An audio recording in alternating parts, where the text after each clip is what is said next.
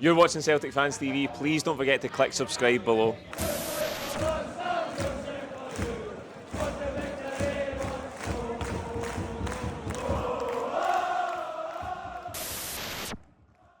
What's happening, folks? Welcome back to Celtic Fans TV. It's a Post-Match Pint here from Malone's in Glasgow, as always, on what is a great day for Celtic. It's a terrible day for Rangers. Celtic have won the League Cup. I've got Callum and Darren with me to go over. Darren, one of the craziest, most pulsating, enthralling end-to-end games I can remember being at for years. 6 goals, extra time, penalty shootout, about 1 million yellow cards. We'll start with the positive. We've won the cup. This manager and this captain and this team have found a way to win again when they weren't at their best for long periods of that game today. What a feeling, what a relief at the end. I actually don't know where to start. Like, just still processing everything. Ups and downs, penalty shootout, extra time, taking leads, going down, just to everything that a cup final from a neutral perspective should have. But being in the stands, it was a really tough 120 minutes, and having Callum beside me didn't help. I genuinely don't know where to begin. Obviously, both teams were playing in midweek. We had a 2-day advantage over Rangers, and we kind of felt like it would help us towards the end of the game with the fitness perspective side of things. But obviously, the start of the game, first half in particular, didn't really go so well. It just felt like we couldn't really. We were keeping possession well enough. We were making those passes around about the back of the defence and stuff between the back four. Just couldn't get it forward. And Rangers were pressing us high, just smothering the middle of the park. We tried to get it out wide much, but we weren't really creating any chances. And then obviously, you're kind of shooting yourself in the foot when Greg Taylor makes that mistake. Kind of glad that Schmeichel gets a hand to it, but then he just taps up for the rebound. And then, half time, we were all kind of just like a bit frustrated and felt flat and just really wanting a response from Celtic. But we felt like the way Celtic have been playing in recent weeks is that we see more of a response from Celtic in the second half, and I felt like we did really see that. I thought we came out in the second half flying. We started getting in Rangers' faces, started playing more football in their half of the pitch, smothering the defence, and I felt like it was just a matter of time. We had a few kind of half chances where we were getting to the byline, getting crosses in, and then I can't even remember too much of the first goal, but obviously it's about a corner. We take a corner shot. It's very lucky, right? It's a bit of luck you need in a cup final. Greg Taylor redeems himself in a way, takes the deflection off proper, and we're back in the game. And then you see the momentum shift. It's allowed us to hear the crowd in the whole game more than anything in the first half. And then credit to, again, Daizen Maeda. We complimented so much on this channel. Wow. I think it's a bit of ricochet, it's a bounce.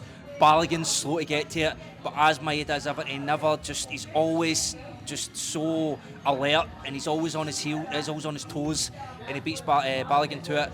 And where Maeda's weaknesses are is things like his first touch and his control, but my God, his first touch was brilliant. And you're just looking for, again, composure's not his strongest asset, just finish it, and he puts it through Butland's legs, and absolute pandemonium. But apart from him, he's like, there was no reaction from him when we scored. Like, I don't know if he was just out of steam, but like, it's just, there was nothing. Like, I'm jumping on top of him and he's not doing anything.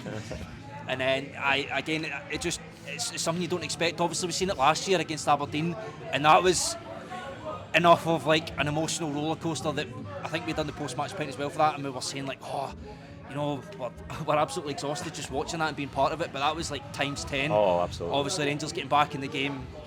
I think it's about 75 minutes. There was kind of a dip in that. I think they did have a 5-10 minute spell. They did. Where they were showing signs that they were getting back in the game, and I think they take a corner shot, and we're kind of like, we're not switched on and a bit flat-footed, and then I think, I can't remember, was it Diomande that scored? It just and pins then Engels. It pings it, puts it, I think it takes the deflection off Kyogo, and by that point you're thinking it is going to go to extra time.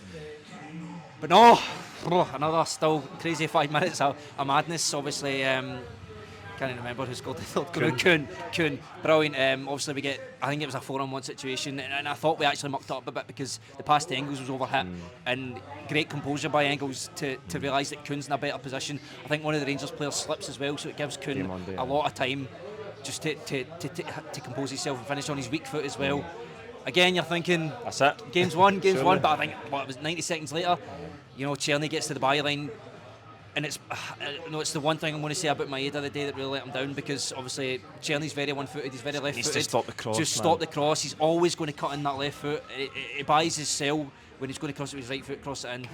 And I think I've spoke a lot about the game. I'll let Callum talk about the extra time, the penalties, because I'm sure he's got plenty to say about that. We'll go back to the start, mate, and we'll go through it. Callum, I thought the first half, said this to Martin, it was almost similar, the blueprint Rangers went with, similar to Zagreb, where they're sitting on the halfway line. They're only pressing us if we come over the halfway line, but they're restricting the space, staying in their shape. And I thought we were really untidy on the ball, really untidy. The only times we looked like we were going to get in the first half was when we went a wee bit middle to long. And actually there was one, I think the best chance of the first half is where Kuhn gets in on the right hand side, he just overruns it and Butland comes out to his feet, comes out to attack, he gets blocked. I think that move started with Trusty nearly giving the ball away in our 6-yard box basically, and Rangers went to pounce, and because they went like that we managed to get in behind them. So it was Rangers were restricting us and they were waiting on a mistake, and obviously we gave them one on the 40th minute with Taylor's slack pass. They pounced on it, they took advantage of it, and I thought we needed half time because they had their tails up after the goal. They actually had another attack just before half time, and brown block for cut Vickers. Aye, and we needed to get in and regroup and maybe some tactical tweaks and try and regain that momentum second half, because in the first half I thought we were miles off it collectively, but also individually a lot of poor performances, a lot of really untidy passes, touches, and it just allowed Rangers like oxygen to pounce on their mistakes. My head feels like a hot air balloon, like just swollen, and it's not often that I'll struggle for words or I'll find things that I can pick on. I'm not going to pick on Celtic today, because regardless of how we played, it's all about bringing the cup home. At the end of the day, that's what it is. If we're going to look at it like what we are, then people might think that's me criticising them, but I'm just seeing it, I'm just calling it, sorry, as the way that I seen it. For me, start of the game was very 50-50. Both teams kind of that way, with, I hate saying that, but they feel each other out to see like are you going to step on or are you going to press? And you speak about it. Rangers do a half press quarter where they just sit at the halfway line and say, well, as soon as you come into our half, we're on you. And I thought it worked extremely well. The Bajrami, Hadji, Czerny, they all interchange, they all move. Celtic kind of get stuck into Rangers' goal, the first one. Taylor, I understand what he's trying to do because he's getting told to do that. See if he puts that down the channel and it goes to nobody, Rodgers is probably shouting at him saying that's not what we do. Because I argued with fans in front of me at half time, because I says, look, we should start going a little bit longer. We're inviting all this pressure, and sometimes you need to understand where you are in key moments of games. Games are a lot won and lost on momentum at times, and we've seen lots of momentum shift for each side throughout that 120 minutes, which is crazy. When you watch, if you watch that game back, which we will, the momentum shifts so quickly to each team, it's crazy. And I just thought Celtic could go long at times. I know we don't have the player in. The space is in behind then. Aye, because you speak about it, and the guys that I was arguing with at the in front of me were saying like... Oh, he was arguing. Aye, because the guy went, no, that's not what we do. We went 1-0 down, he goes, no, we need to keep playing out for the back. I went, well, we'll go 2-0 Rangers. Rangers can smell danger, and when teams have got their backs up and they know that you're vulnerable, especially what's going on in Taylor's mind right at that point, going, what have I just done? Can I tell you, see with the Rangers press, is it Bajrami that... Bajrami he comes the ball. from Carter Vickers, he comes from Carter Vickers, and it looks like he closes off the pass to McGregor. And then, I don't know if it's McGregor, but it's whoever's in this the sort of sitting midfield position that Taylor's looking at. Bajrami goes to close him, and then just as Taylor changes his mind, he kind of stops and steps back, and Taylor's pass is short and he pounces. Aye, and he reads it, it's a terrible pass for Taylor. Aye, so it's like really poor for us, but it's really well from Rangers' perspective of they know when to press, they need to read these signs of when you want to underhit it, can I get that ball? Because if you don't, Celtic then get out and beat that free press. Well, just to your point, as the half went on, I thought we were inviting that, because we kept taking the option back, we kept taking the option across, and we were getting more and more untidy, and it felt like that could happen any minute. It felt a little bit like how I felt in Dortmund when it went 1 and it went 2 and it went 3, and I thought, Celtic, stop doing what you're doing, just change it and try and make the momentum shift a little bit back to you, breathe a little bit. The pressure that was on us at that point was incredible. And look, we had the 2 times we went long in the first half. Was one, I can't remember who, but somebody passed it into Kyogo, it bounces and he hits it, and Butland saves it up the top corner, but it's quite an easy save for him, right? He saves it, but it's still an effort and goal, and it's one ball that goes over the top. Aye, in behind. The second ball in behind, you've touched on it. Nicolas Kuhn runs away from Hefty, is it? Or Jeffy, whatever his name is. Runs away from him, and he cuts inside, and he just takes a little bit of a heavier touch, and Butland comes out and smalls it. then falls to Hatate, and Darren, people think that I'm animated, but Darren's like, lift it, just lift it, like screaming, lift it, because he just always, well, I think that's, I've only seen it one time, so if people want to hammer me, because they've probably seen it, and I mean, what time is it, like 8:45 at night, so I've not seen anything back, but I think that he just tries to almost curl it into the corner, which, like, right now, I don't think Hatate's playing brilliant, but we'll get into that further in, because I think he actually becomes much better in the game. I think at the start, he struggled a lot. He did, first half, terrible. I thought he really struggled, and I'm not trying to pick on him, I'm not getting on him, it's just, I'm calling it as I see it. I thought he did struggle.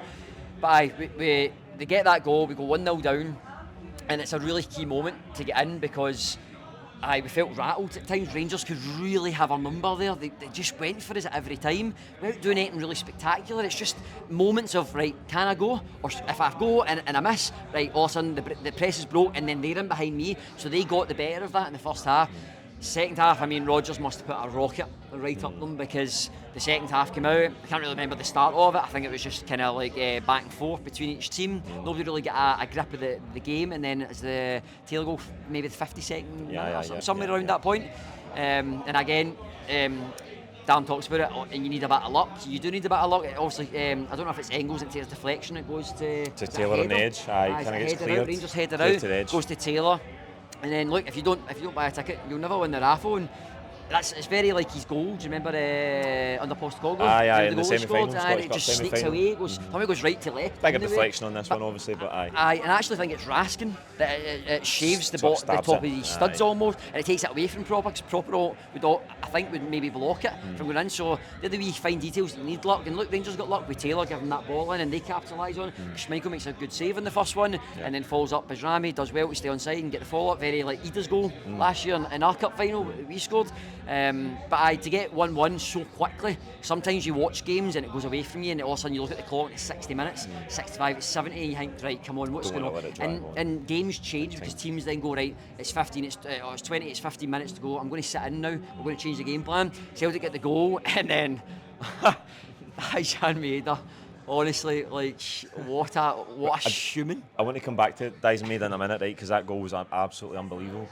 But Darren, Callum talks about the start of the second half there, and there was one big moment which, again, in the chaos, I forgot about it till I seen it back after the game, a clip of it there, and I didn't think Cameron Carter-Vickers had necessarily his best game, but my God, he's put up one of the most iconic Celtic defensive moments in recent years, because we turn the ball over again, just inside. Is it when Taylor misses the ball? That one? Does he fall? He falls, he goes to turn, loses his foot and falls.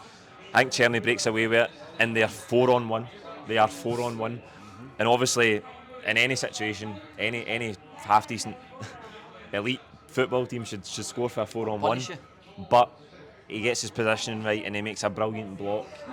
And that's key, because if it goes 2-0 Rangers, you're looking at a totally different game. Aye, and that's why we paid the money for him. He is that marquee man at defence for us, and I think we've said a lot of times in other videos that he brings out the best in other defenders as well. And touching on, I thought both fullbacks didn't have the best games ever. Cool. And obviously with Trusty coming off at half time, that must have been for injury, because I thought he had a good first half actually. But Scales, I thought, done well as well. It was actually carrying the ball more forward. They looked to get the ball out to Taylor and Valle when he came on as well. So he was kind of like more. I thought Valle done well when he came on. Valle did very well when he came on. But just to touch on Carter-Vickers, like, there's not really much that we can say about him that we haven't said about him a million other times. And well, just very blessed to have him. Like you say, he didn't have his best game, but cup finals are moments, and like that, it's enough just to even just take out for a Rangers corner, regroup. 2 minutes later, we got the park. Game completely changes. So yeah, absolutely. That was a massive moment, Callum. We'll come to Daizen Maeda's second goal now. Darren's briefly touched on it earlier, but I've just watched it back there before we came on air here. It's unbelievable. Again, it's maybe similar where I've talked about Bajrami pressing for them in the first half. He just reads it. He reads the ball into Balogun and he gets to it. He pounces on it. We've seen Daizen Maeda do that time and time again in a Celtic jersey, but he gets there and he just gets a foot on it, but all he manages to do is hook it up into the air. And you think that's a really difficult ball to control. I thought, sorry to interrupt, but I thought the first one was like the best touch they could give of his level, and then he just pulls that out. Well, it's falling at the sky, and you think he's going to have to go some here to get it under control and take a good enough touch that he's got time to look up and finish it. Because again, when he's got time in those areas. He's not always the cleanest. He's not always the best technically. But my God, the first touch from the touch bringing it out the sky is unbelievable, because it's in the air. I think he takes it with the inside of his right foot. And Does it take it away from Balogun? Because the ball's almost 50-50, but his just- right it foot... brings it back on- it takes back it. onto I his think left it foot. takes it more to Balogun's side. Balogun's but this side. But his body's in the way that if Balogun touches him, it's a penalty. Aye, he controls it brilliantly. His body position's brilliant, and the finish is absolutely incredible. And the celebration for that goal, again, it's up there, one of the best for years. Aye, like... Cup games, I just feel totally drained. Like, honestly, like, I need to lie down. And this game had everything packed into like 120 minutes. Felt like 5 hours of my life that I'll never get back. Like, it was so much, like so many things, and I'm just like, my body's starting to like just like simmer back down and just like get back to normal human level of just like my brain trying to understand what's happened. But Daizen Maeda, like, people shout at everything that he does. Like at first half he's maybe not pushing Tavernier back enough, he's not making that run, but then at other times he is, and Taylor's not finding him, or something like Carter Vickers tried it a few times when he's going long, and it's so short. And again on the ball though, even when he was receiving it into feet, he was never turning and looking to run, he was just give it back inside. Give it back to Taylor. A lot of that happened in the first half. It was just from left to right to left to right. Nobody was brave enough. Attack took the ball, but then he thought somebody was on him. He would just ping it back to Taylor or Trusty or Carter Vickers. But on the second goal, like, it comes from that, and we talk about momentum, but momentum's massive in football. The energy in the game. Like it was always at that moment. Aye, because look, give it like. When they go in 1-0 at half-time, the Rangers end bouncing. A little bit like, remember the year when Jota scored that header and the famous videos that go out of Celtic just going mental with the fans, like singing the whole way through that half? Almost felt a little They bit didn't like quite manage that. No manage it, aye. But they were doing like the bouncing, you know, that, thinking that the cup was won, you know, that pure amateur, childish stuff, right? They don't win a lot, you can't blame them. Exactly, right. Getting ahead of themselves as children do. But we come out, we get the first goal, and then Daizen Maeda, the touch is just exquisite. It's a joke, but I actually I don't know if he's meant the touch. He's probably just not meant it because of that's the way Daizen is, and that's what he'll give you. Credit where credit's But due. the finish, it's incredible. It's like Jack Butland comes out and thinks he's just this like a brilliant top class goalkeeper. Mate, shut your legs, you fool. Shut your legs. And Daizen's like, "Arigato, good night, see you later, kid. I'm out of here." 2-1, and the place was just like, talk about like my dad talks about like jungle. The place was like a jungle. It just went mental. Everybody in Darren's right. The pressure and the euphoria in my own head was just like I couldn't celebrate. Like, I did celebrate, but I couldn't. I just done the Brendan Rodgers, like that hand up, and it's like, come on! You're being generous to say this is what you're saying.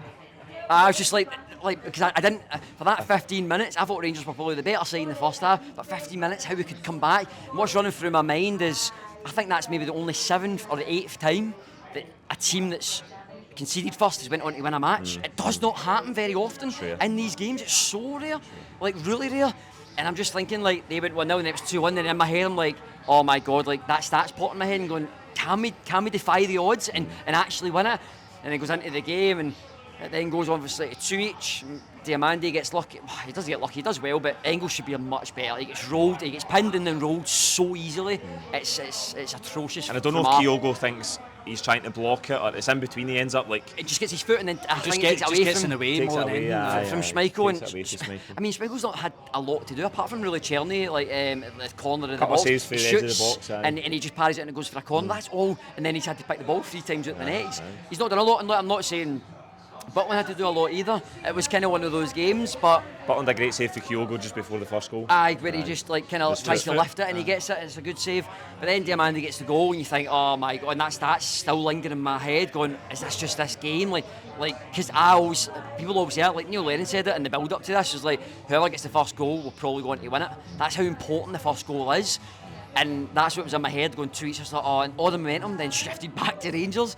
And then it was their end for 10-15 minutes. It was bouncing and giving it, and they were coming at us, and it's like, Celtic, come on.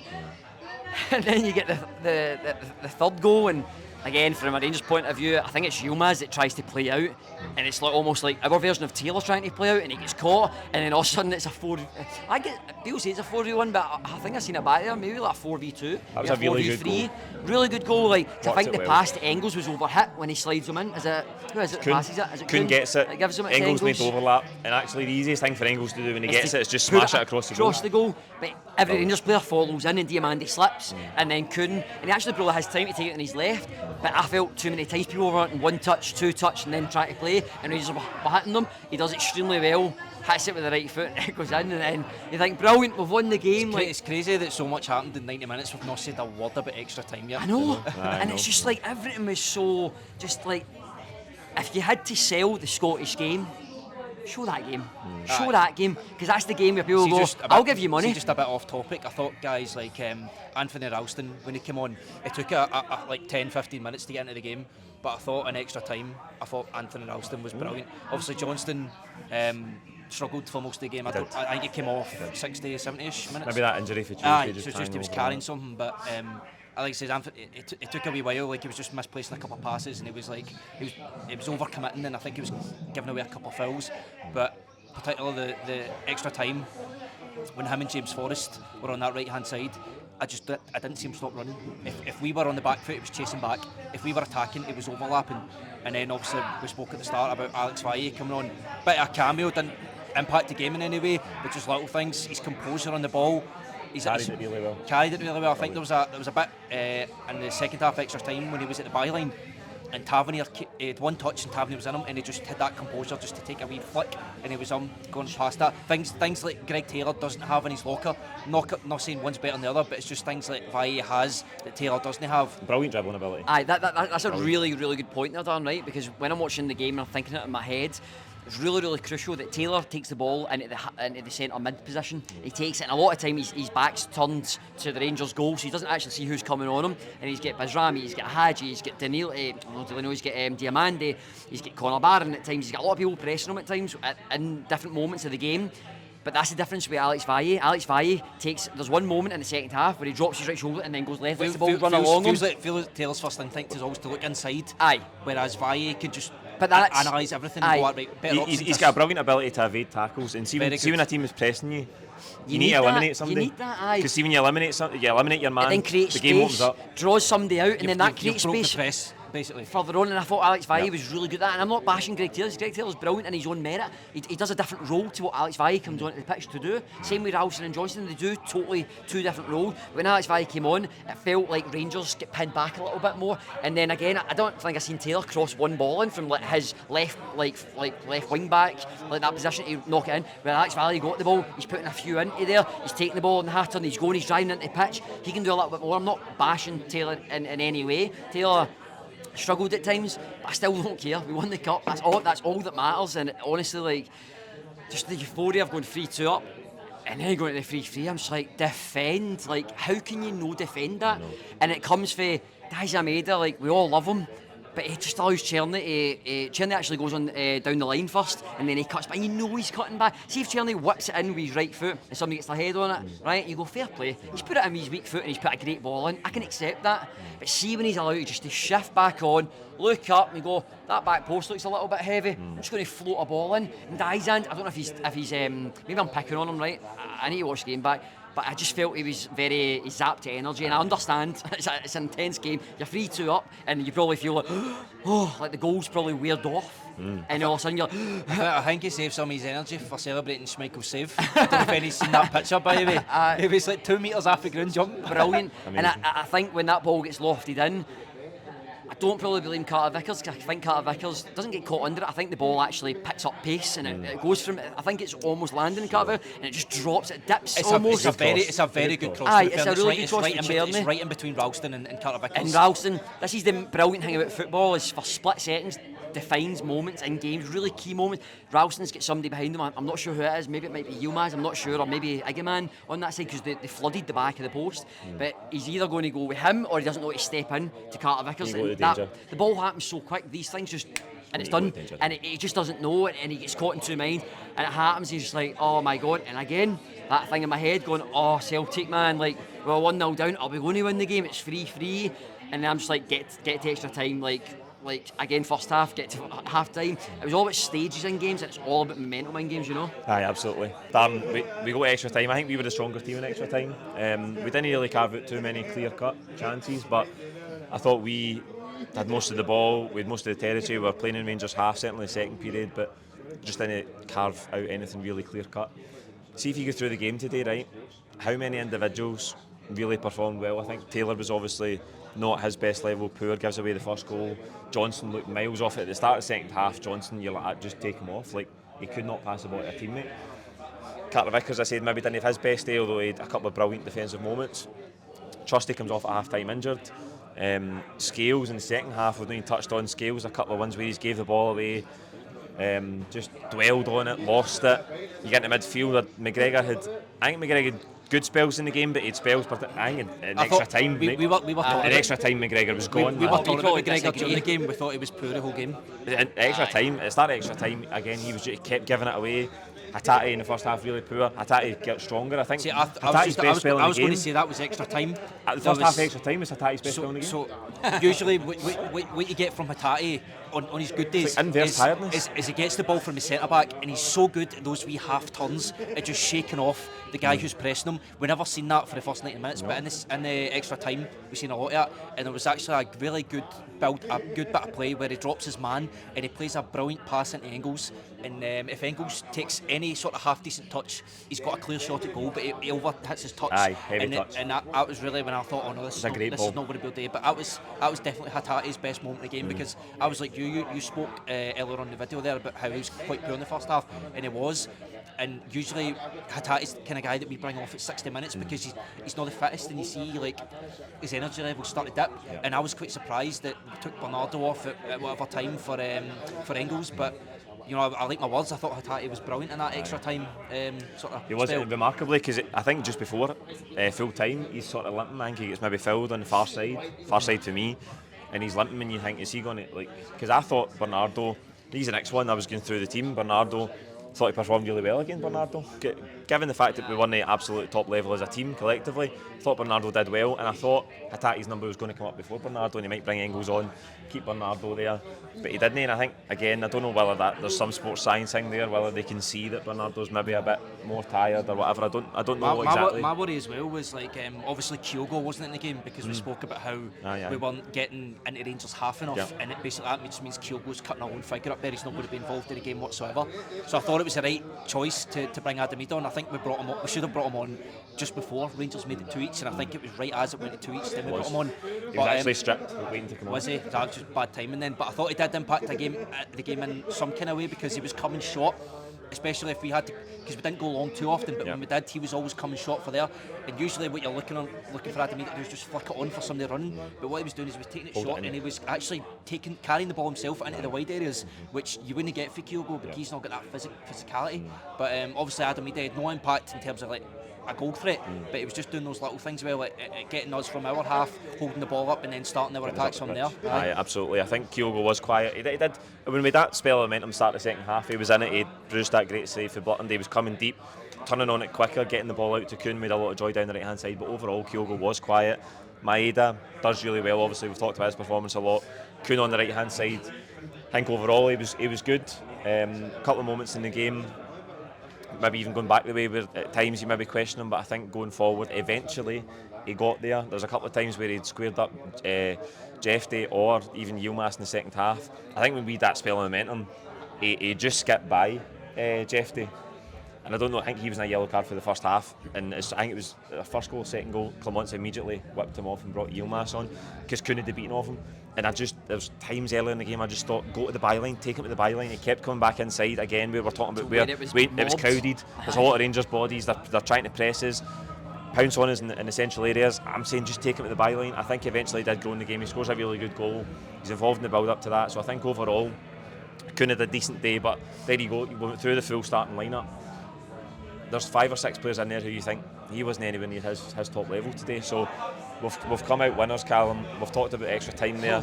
Extra time's a strange period in the game because everybody's knackered. I was knackered. I was in the stands and I was knackered. So everybody in the pitch is knackered.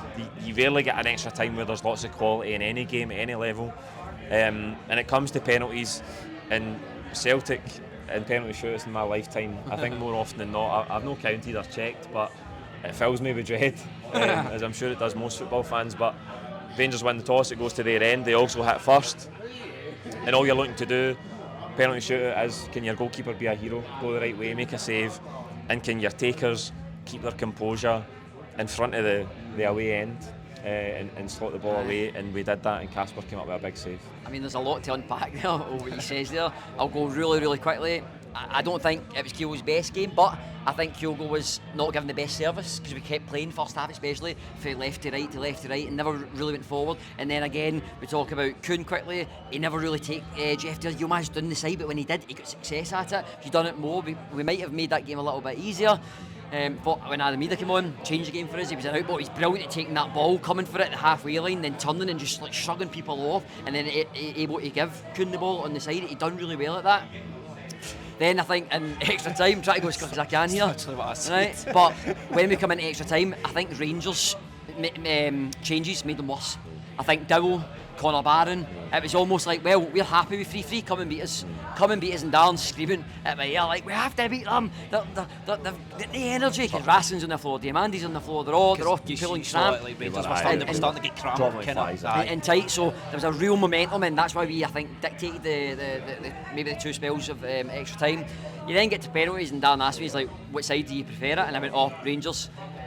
Tom Rogic's one of my favourite of my players, but I just always envision that, and it's done. I'm like, oh, and I hate seeing Rangers, if they ever win against us, coming down to like the end that we're at and celebrating. Like Bajrami trying to do it, right? I think he's a pure, just a cool guy, hard nut, right? Tail between his legs, he's up the road, right? But I hate that point. So when it happened, I'm like, I actually preferred it going down to the Rangers end, because I almost feel like there is a lot of pressure on your own end sometimes. And then you get different kind of pressure. What is it? Who is he? You get big characters. Is it Super Jack Butland in goal? He's walking down. Wasn't in the goal? Is a hole in the goal in the penalty? He's doing this as if he's like, I don't know, like. I would have loved it if he missed that penalty. As if he's like Triple H in WWE, like Aldi. Did he save a penalty? Fool. Didn't he get close to many? No, mate, no. But then, so as a first penalty, Tavernier, right, so that goes in, but the Celtic one is Adam Maeda. His first one. Brilliant composure. Not the best penalty was Tati. Because that's a lot of pressure, right? So he buries that. He takes the one after the miss. Is that right? No? I can't remember that. I think Hatate takes the one after after Yilmaz misses. Hatate goes up. I think Hatate goes left. So really, you're not ahead until you've scored. When you're hitting second, you need to score. Of course not. So Ida scores the first one. Second one was Callum McGregor. Yeah. Brilliant penalty for Callum McGregor. Really all that pressure, because that me and Dan says we didn't think he had a great game. He's probably one of the poorest I've seen him. He's allowed that because he's always a 9 out of 10. But you don't want him like that. But he had a poor game. But brilliant penalty, and his reaction to the crowd was like, come on. It was almost momentum again. Momentum was with us, and it was pushing them. And then the third penalty taker is Engels. Brilliant, because somebody behind me, right, all day, man, shouting, just horrible patter. People have been hard on that boy, and he was poor at moments today. It's like but Rangers taking, it's like, is Alex Ray taking the penalty? Like, just nonsense, right behind my ear. I'm trying to concentrate, and my head's swelling up, and this guy's shouting this patter, right? But Engels steps up, and somebody shouts like, oh, if he misses this, his career's done at Celtic. Like, behave yourself, man, right? I mean, he came on, he didn't do great, right? But he still got an assist. He still set up Kuhn, right? So he's still done key moments in the game. Brilliant penalty, slots that away. Fourth is Hatate. Who takes after Yilmaz. So we'll talk about Yilmaz. When Yilmaz stepped up, I don't know if it's just me, but I felt like he was going to miss. It's weird. Because he's left-footed. Hamza will know this because he was sitting next to me behind the camera. I said, I think he's going to miss the target. Penalties are really strange when you get a feeling of a player, I don't know if any of you have seen the save back, right? But it's like, it's down low, and it's quite easy enough for Kasper Schmeichel to get it, but it's hit very hard by Yilmaz, and it's under his body, and it's very easy for that, because it's hit very hard, that it could just go through his arm, but it gets such a strong hand to it. It's a very, very good save by Kasper Schmeichel. Oh, it's very good. It's brilliant. See when he steps up, he's got that confident. Left footers are sometimes, you see a good left footer, he can open his body up and put it in the top corner. A left back feels quite tight, and they always want it on that side, and I just felt like he's going, and Schmeichel's left to Yilmaz's right. And as he hits it, Schmeichel makes a save. Oh, the place is just going mental. Hatate then steps up, brilliant penalty. Don't know who it is for Rangers' fourth penalty that scores.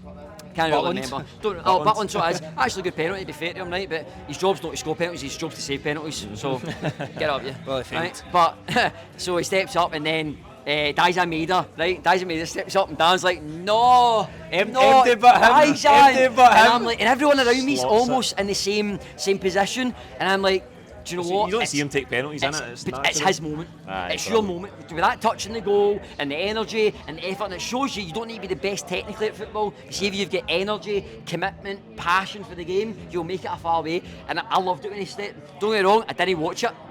Because my head was, I was about to have a heart attack, right? Oh, yeah. I was just like, I can't watch this, and like my side eyes looking like and I could just feel my veins popping in my eyeball, like ah! And it's just, and the place was mental. And I don't know, for me, I remember Darren and my wee brother going mental next to me, and I was just hands in my head moment of like froze of just see what we've done today. It's 119 major honours. It is the most that a Scottish club has ever got. And I just think back to, I seen a stat maybe today, it was maybe like 80 years ago that Celtic had more trophies. I didn't actually know that, but 80 years ago, Celtic had more than Rangers. For 80 years, we've broken an 80-year record. And by God, it just got to me in that moment. I just felt like so overwhelmed. And I thought, brilliant, and I just love it getting into Rangers. I hate them. I just love beating them at any way, and see that way is the best way. Because when Philip Clement's coming out and moaning about, oh, it's your penalty, maybe you should score with your 4v1, pal. Maybe you should score, because we score, we're the main team, and we went twice up in that game. It was our game to throw away. So I'm buzzing that we've actually got it over the line. I'm so happy, mate. Aye, you don't expect anything different from Clement, do you? I mean, no, man. A 3-3 draw's usually a brilliant result for him, though. He didn't do a wee lap of honour. Like, he wanted to just call it extra time, didn't he? I think that's why he stayed out, to maybe if they could get the cup. Can I just say, one of the best bits of part in a football stadium I've ever seen is a banner at the end, make Rangers great again, after their display on Thursday. I mean, hats off to whoever's come up with that. Absolutely top notch. Darren, they pick up more losers' medals. We pick up more winners' medals. It seems to be the same old story. And again, the character of these players, not at their best today, a lot of them, but collectively, just to find that grit, that determination, that will to win. And again, as I say, that character to go and take 5 penalties in the away end with that pressure on you, with 25,000 people whistling at you, waving their scarves. Everybody kept their composure, everybody put it away. Brilliant. It's just such a winning mentality that's ingrained in this club, not just like this season, last season, but like for the last 15 years. And it's majority is down to the managers that we've had in the time. Think back to currently now, Brendan Rodgers, brilliant, talks so much about mentality. That is the game that I think that's the difference today, is mentality. Talking about those penalties in the Rangers end, that's mentality. Ange Postecoglou, big character. Guys we've had over like the last 10 years that have just won us all these trophies, and long may it continue. 119 to 118, 54 Scottish League titles to 55, soon to be 55 for us. I can't remember off by heart no tax evasion. The amount of league. I think we're 8 behind Rangers in terms of League Cups. There's still a long way to go to that, and I think we're a long way ahead of them. I think 10 ahead in Scottish Cups.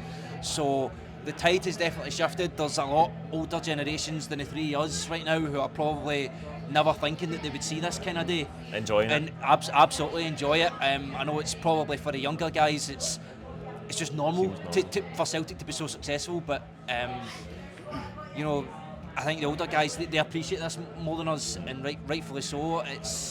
You're not going to get this much success when you're going over a long period of time. You might think 10 years from now it might be completely different. If you look at 20 years ago or 25 years ago, it was completely different when we were growing up, or when we were, you know, we were too young to pay attention to football, but going through the 90s was a spell of football that Rangers were completely dominating. And then obviously as we were kind of growing up, it was kind of the Martin O'Neill era where it was kind of to and fro.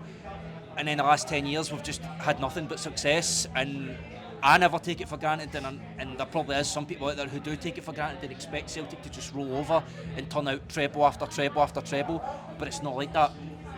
You need to dig deep for every single competition. Last year we went out in the first round to Kilmarnock. This year we had to fight tooth and nail to win that final. We couldn't just turn up and win. Just because we're a better team than Rangers doesn't mean you have a given right to turn up and win. Yep. You have to just turn up, and you have to mentally prepare yourself for a battle, which is always is a cup final. You have to earn it, and we have earned it. Well, hopefully we've earned a league title. If we do lose that league title, it's going to be a miraculous thing. look forward to a Scottish Cup as well now. 1 trophy in the bag, hopefully another 2 to come. So halfway through the season and looking forward to another 6 months here. Absolutely. We'll get 5 minutes left, Callum, right? The only thing to make this sweeter is, right, picture the scene, you're in the House of Mora, watching Sky Sports News, and they're like, oh, we're going live to Ibrox Stadium. I'm wanting a camera in there to see your man with the scraper, world's most successful club. We've took it off you, mate. Get it in the bin. We're not going to say we're the world's most successful club. We've just took it off you. By your measure, we're the world's most successful club. Get it in the bin. See you later. There's some things I can't see on YouTube, right? There's some things I can't. And I'm tempted to, but I'll keep it PG, right, for that. Massive moment. That's all I've heard through my lifetime is, but we're the world's most successful in this Glasgow fishbowl that they talk about, right? So as you say, we are now the most successful team in Scotland. That's a fact. That is a fact, 119. And I'll try and make this short and sweet, right? Because all I've heard this week in the build-up to this, right, is folk celebrating draws against teams that are 13th in the Premier League. Amateur stuff, right? Amateur, right? I knew this was coming. All I hear, right? All I hear is Thursday nights are Rangers nights. Well, do you know what? Trophy days are Celtics days. And it's been like that for most of my life, and it'll be like that for continued success because we have a better manager, we have a better team, we have a better support, we have a better stadium. Everything's better. Oh, we have more trophies as well. That's it. I can't think of a better way to end the post-match pint than that. There you go. Like the video, comment with your own thoughts on today's win below. Please don't forget to subscribe if you haven't already. We'll see you next week for the build-up to that game at Tannadice on the Hoops.